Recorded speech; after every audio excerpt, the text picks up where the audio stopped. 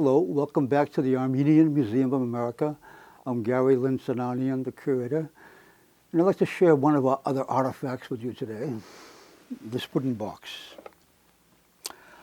Back in 1987, I got a call from Helen Takessian down in Tucson, Arizona. And Helen was American Armenian. Her mother was from Istanbul, and her mother came from Ottoman Empire. And the mother was being put in a nursing home, and so Helen said, you know, I just had to put my mother in the nursing home, and she has a lot of materials. She has a big trunk that she brought from Armenia with her. She came through Istanbul. This is her trunk. Would you want it for your collection? And I said, of course. Do you have anything else Armenian related? She said, sure. I have old laces she made, embroideries, other things there. I'll put it all in the trunk and send it to you. About 3 weeks later, the trunk arrived. She was very prompt. And I'm going through the trunk and I'm pulling out all these things, my wife and I, and said, oh my, this is a nice example of lace, etc. And one of the things that was wrapped up in a towel was this box.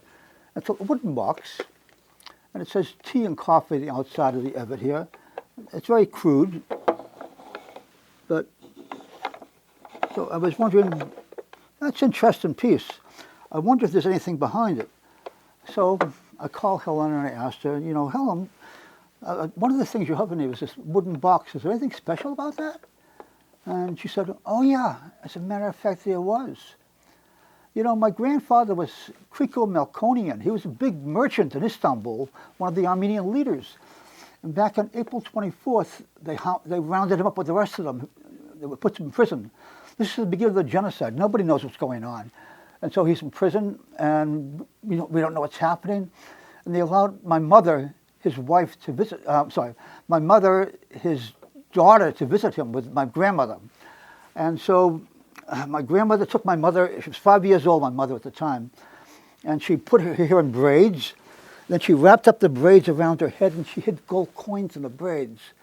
So when they got into the prison to visit Grandpa, father, the guards searched the little girl and searched the mother, didn't find anything, and they allowed them to talk to her father. And so when the father leaned over the little girl, she whispered, Daddy, I've got gold coins in my hair. So the father got the gold coins out of the hair and hid them in his clothing.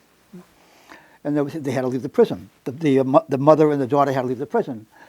Then he was brought before the judge to be for a sentence. Most of the men, of course, being sentenced to the interior.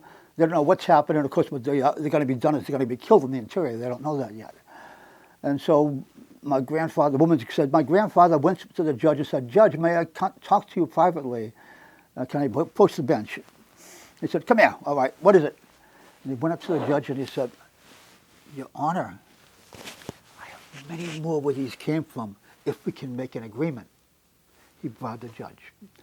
He bribed the judge so he wasn't executed or sent to the interior for execution. He was put under house arrest in his own home.